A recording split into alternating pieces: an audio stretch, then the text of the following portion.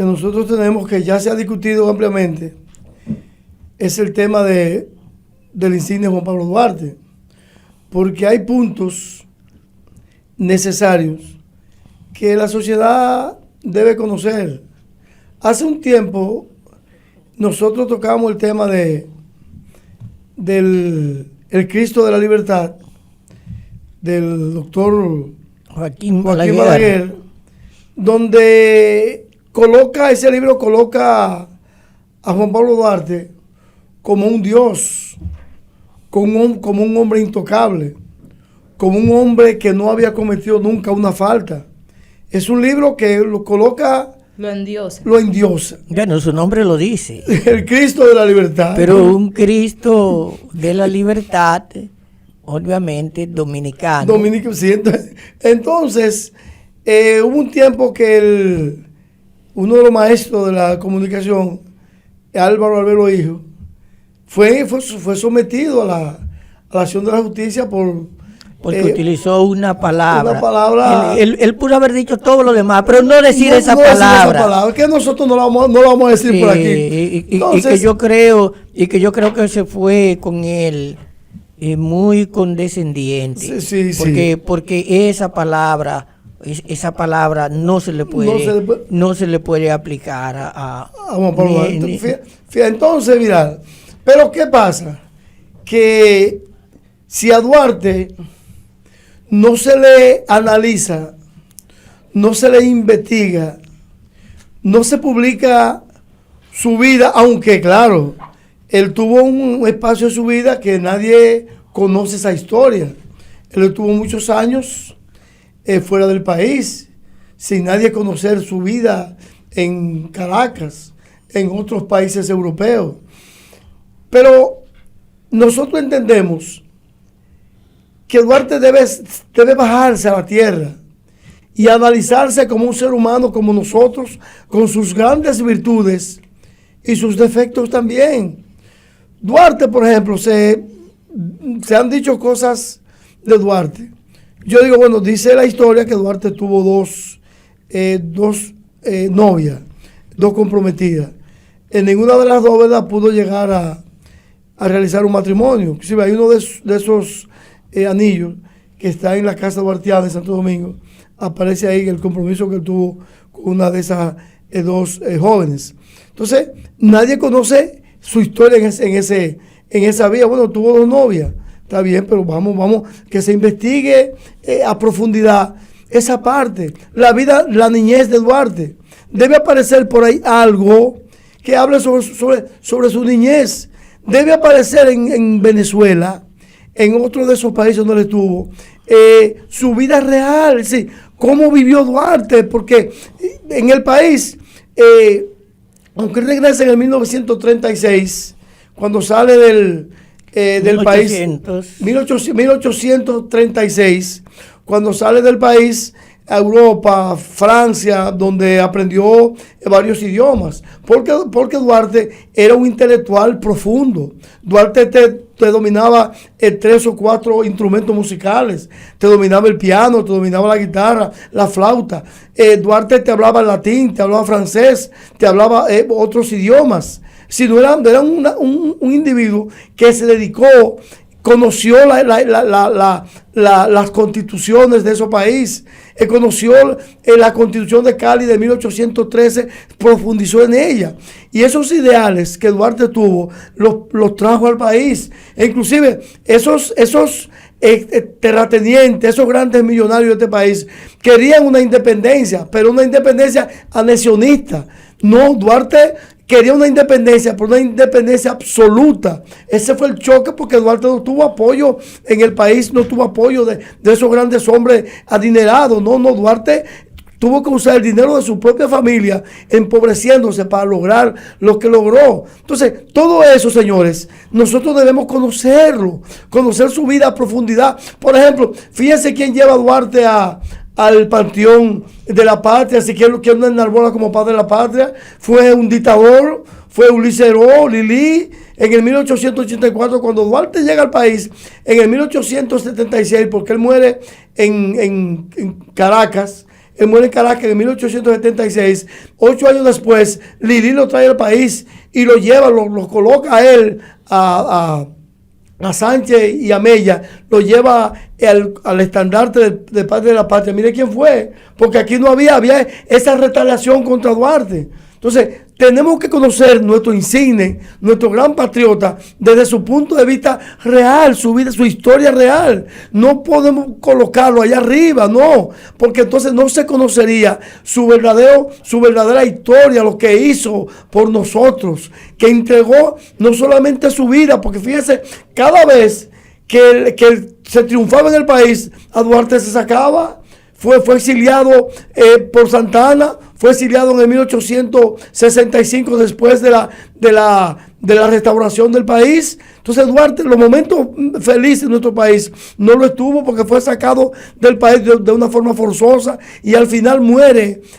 Inclusive se dice que en el 1849 a Duarte se le dio una amnistía, es decir, el decreto que Santa Anna había dado en contra de él fue eliminado y que él podía volver al país. Duró como 10 años, 8, 9 o 10 años sin saber que él podía entrar al país. Después que el asunto de la nación es que llega al país y él combate también, lucha en contra de la nación y se restaura el país y también lo sacan de nuestro contorno. Entonces, esas cosas hay que conocerlas a profundidad, pero conociéndolo como un ser humano que si usted lo pellica, le duele. Que si usted le pone un alfiler, le saca sangre. Entonces, si no conocemos a Duarte de esa forma, estamos vacíos, señores. Hay que honrar a ese hombre, hay que honrar a ese ser humano, pero con los pies sobre la tierra, no pensando que es un hombre inalcanzable. Bien, el tema del Duarte será siempre un tema a profundizar. Se han realizado trabajos para llenar en parte lo que son vacíos de la vida de Duarte. Por ejemplo, mucha gente desconoce a plenitud ese Duarte que estuvo en Europa, donde él adquiere esa formación enciclopedista. Duarte fue un admirador del enciclopedismo francés, ese movimiento literario que propugnó por reivindicaciones políticas y jurídicas. Duarte fue dice don Milton Ray Guevara, y yo comparto con él ese criterio, que el primer constitucionalista dominicano fue Juan Pablo Duarte. Yo cuando estudiante de Derecho leí el proyecto de constitución de Duarte, qué avanzado estaba Juan Pablo Duarte. Su visión de 4 poderes, República Dominicana todavía no lo ha aplicado, porque Duarte entendía que el municipal era un auténtico y verdadero poder. Y nosotros estamos todavía en pininos en lo municipal. Y Duarte parte de estas ideas de la experiencia que tuvo en Barcelona, que aplicaba el modelo suizo de los cantones. El desarrollo de un municipio, el desarrollo de un pueblo con autoridades locales, con ciudadanos responsables. Esta visión de Duarte hay que rescatarla y retomarla en el país. Pero Duarte también asumió una cultura de transparencia que los políticos dominicanos no han desarrollado. Duarte recibió, sí, dinero. Duarte no solo aportó dinero de su familia, porque la familia de Duarte era clase media y era una familia dedicada a comercio marítimo y de otro tipo, pero no tenía tantos recursos para poder financiar las participaciones de los ejércitos dominicanos en la lucha contra Haití.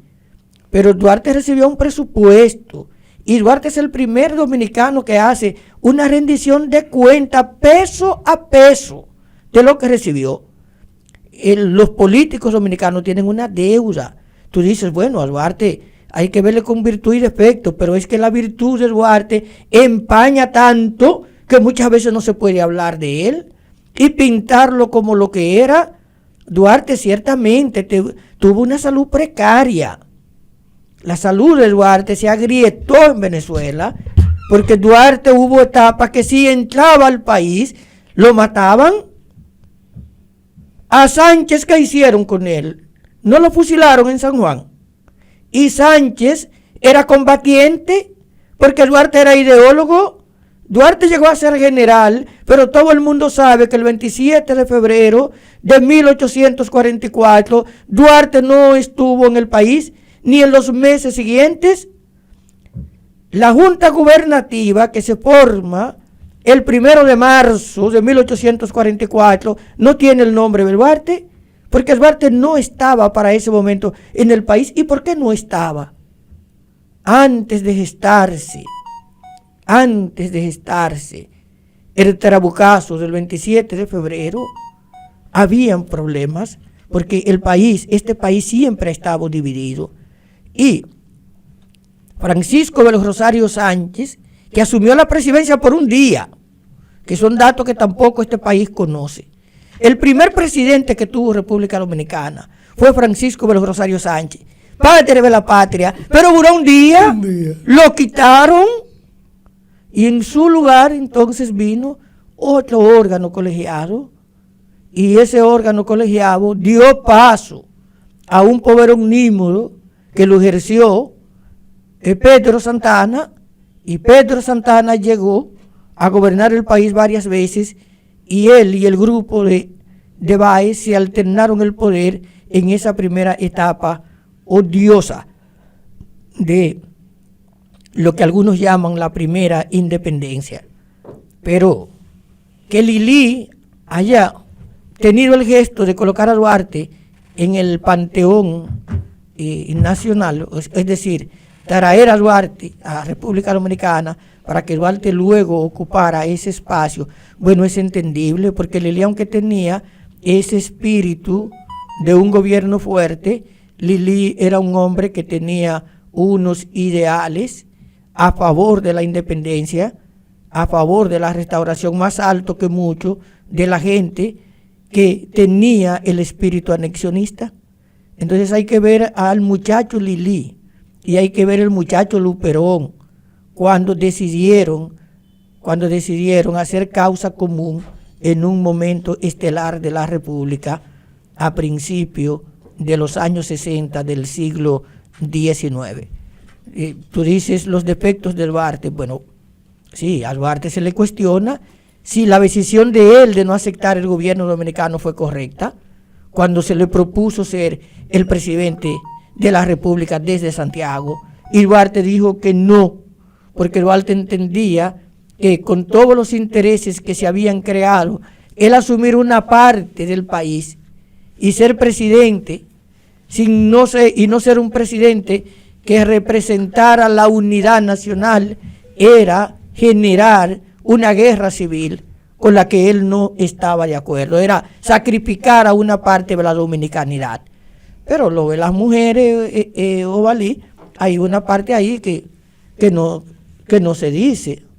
Duarte tuvo sus amores, incluso hay aquí una familia que dice que es descendiente de Duarte, sí, y que ha pedido que se investigue eso y que tienen genealogía. Es decir, que hay gente que dice que Duarte hizo muchachos, sí, pero lo sabemos, lo podemos confirmar, y si lo confirmamos, entonces hay gente que tendría miedo, porque si son descendientes de Duarte deberían tener determinados privilegios que hay sectores que no se los otorgarían, porque aún después de muerto, Duarte inspira en muchos dominicanos sentimientos de adversión. Aquí hay muchos Santanas vivos,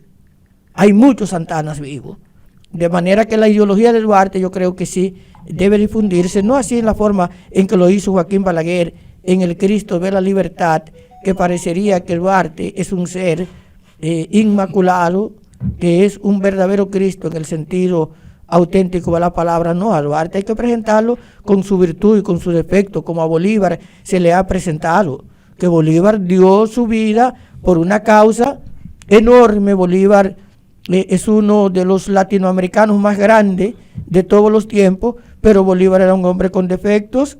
Bolívar dejaba cualquier cosa para hacer un gusto, pero esos gustos no le impidieron a Bolívar ser el libertador de América, no le impidieron serlo. Entonces hay que conocer a los hombres en su justa dimensión para poderlos respetar.